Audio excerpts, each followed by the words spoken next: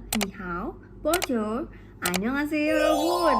Di video kali ini, aku akan menjelaskan mengenai materi nilai, etika, moral, dan norma beserta contoh-contohnya. Sebelumnya, perkenalkan, nama aku Marsha Polana Putri dari kelas 1 NA, jurusan Administrasi Bisnis, Prodi D3 Administrasi Bisnis, Politeknik Negeri Sriwijaya.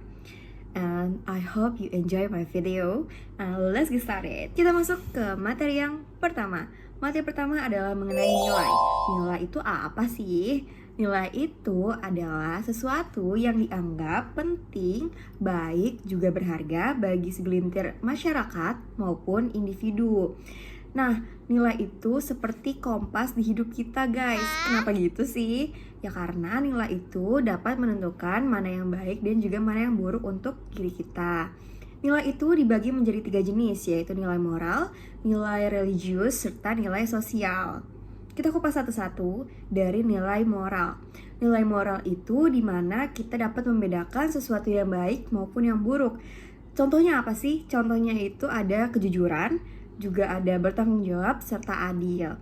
Lalu juga ada nilai sosial. Nilai sosial itu hubungan antara seseorang dengan seseorang dengan segelintir individu, seseorang dengan lingkungan sekitarnya. Contohnya apa? Contohnya itu bergotong royong dan juga bekerja sama saling menolong.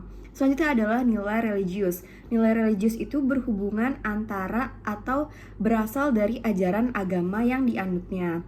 Nah, contohnya yaitu adalah berdoa ketika sedang melakukan atau sedang ingin melakukan aktivitas tertentu. Sebagaimana yang diajarkan oleh agama Islam, bahwa setiap aktivitas yang ingin kita mulai yaitu diawali dengan berdoa.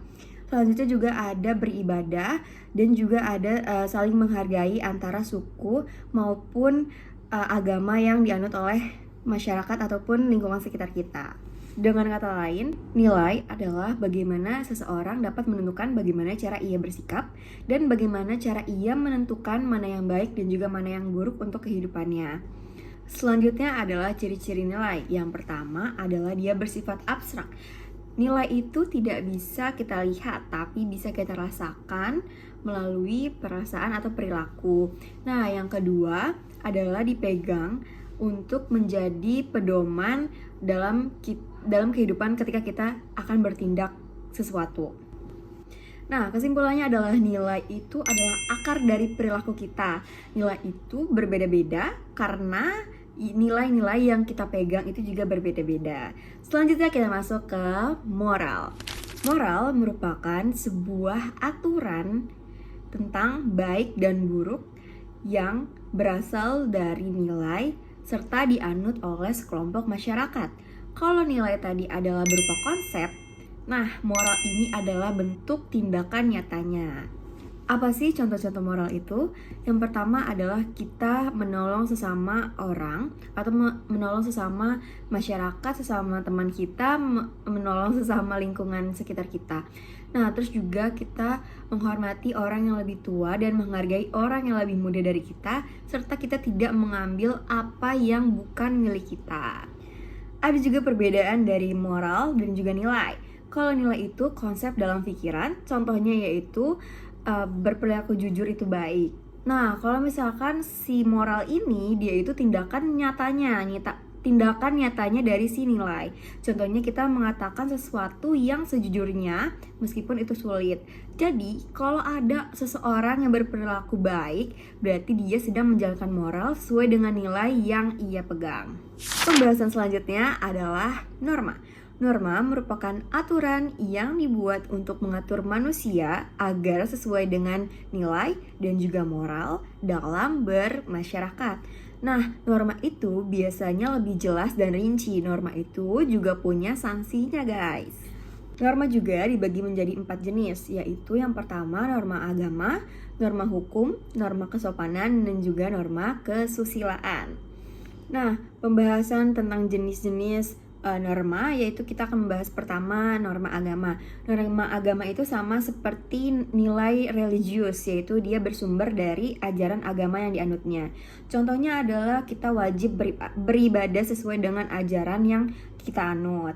Terus juga kita saling menghormati sesama agama dan juga dilarang mencuri atau berbuat jahat sama lingkungan kita. Selanjutnya adalah norma kesusilaan. Norma kesusilaan ini berasal atau bersumber dari hati nurani seseorang atau pribadi. Nah, contohnya yaitu kita tidak berbohong serta kita tidak mengkhianati kepercayaan orang lain terhadap kita ketika kita sedang atau sudah diberi kepercayaan oleh orang lain.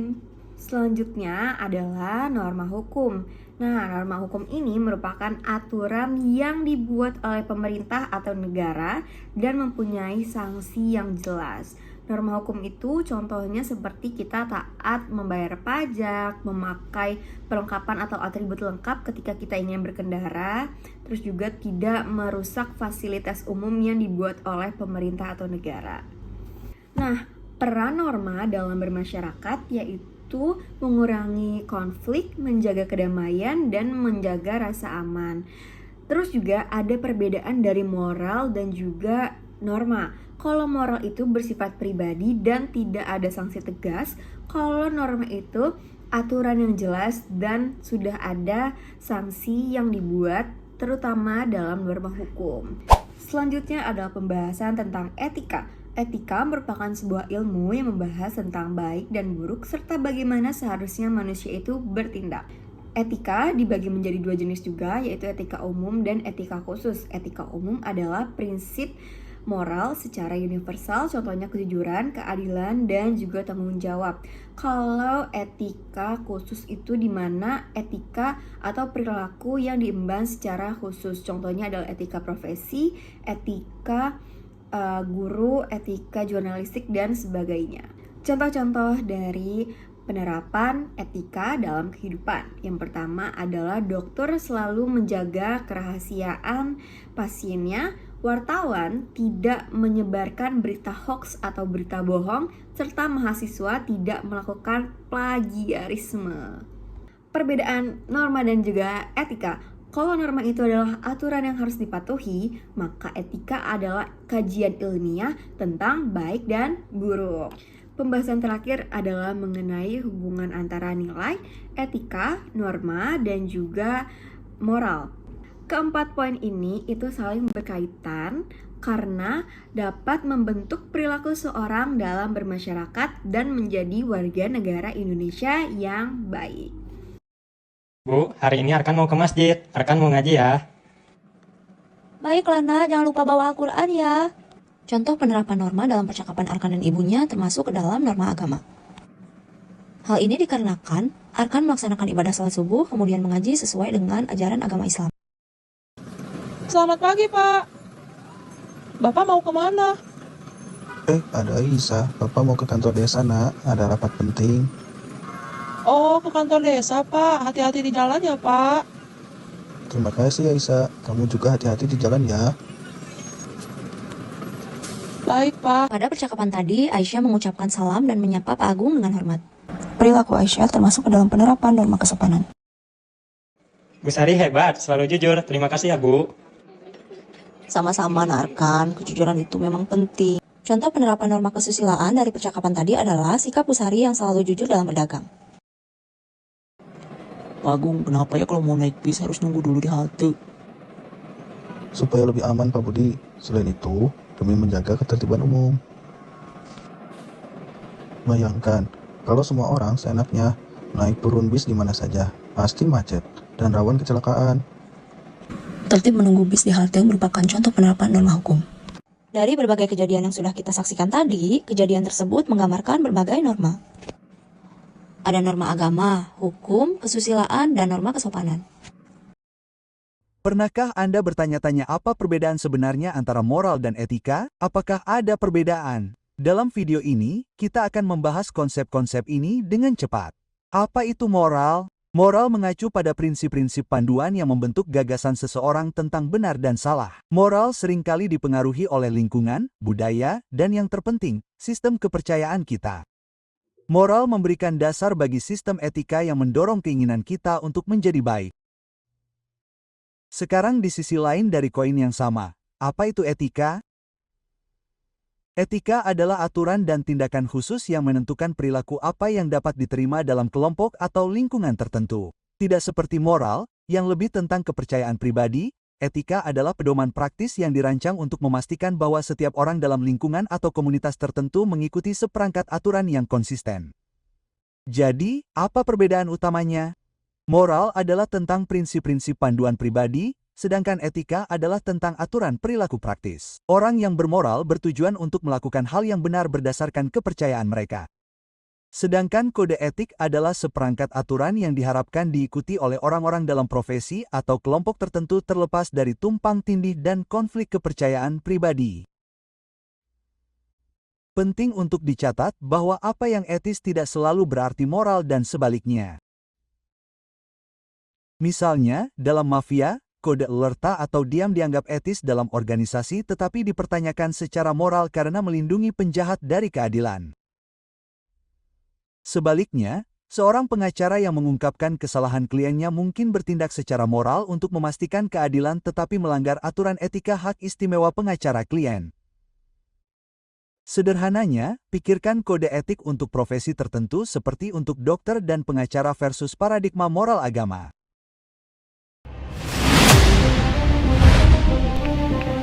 Etika bersosial media. Indonesia adalah salah satu negara dengan jumlah pengguna sosial media terbanyak di dunia. Dan remaja usia sekolah termasuk di dalamnya. Rata-rata mereka menghabiskan waktu lebih dari 3 jam untuk mengakses sosial media dalam sehari. Batas pemakaian tersebut melebihi dari batas maksimal yang disarankan, yaitu 2 jam. Pengaruh buruk dari mengkonsumsi sosial media yang terlalu lama adalah kurangnya waktu tidur, proses belajar yang terganggu, dan kecenderungan untuk berkomentar negatif atau kasar. Ditambah pengaruh psikis, seperti tingginya jiwa kompetitif yang tidak sehat karena mereka selalu membanding-bandingkan dirinya dengan teman melalui postingan-postingan. Hal ini akan berdampak negatif yang akan menumbuhkan sifat kurang percaya diri, minder, dan kurangnya interaksi sosial karena dia merasa malu untuk bertemu secara fisik dengan orang-orang sekitar. Kebiasaan yang buruk ini, jika dilakukan secara terus-menerus dan masif, akan menciptakan pribadi introvert dan psycho. Karena hilangnya keceriaan mereka di masa-masa remaja, yang rentan akan pengaruh buruk di lingkungan sekitar.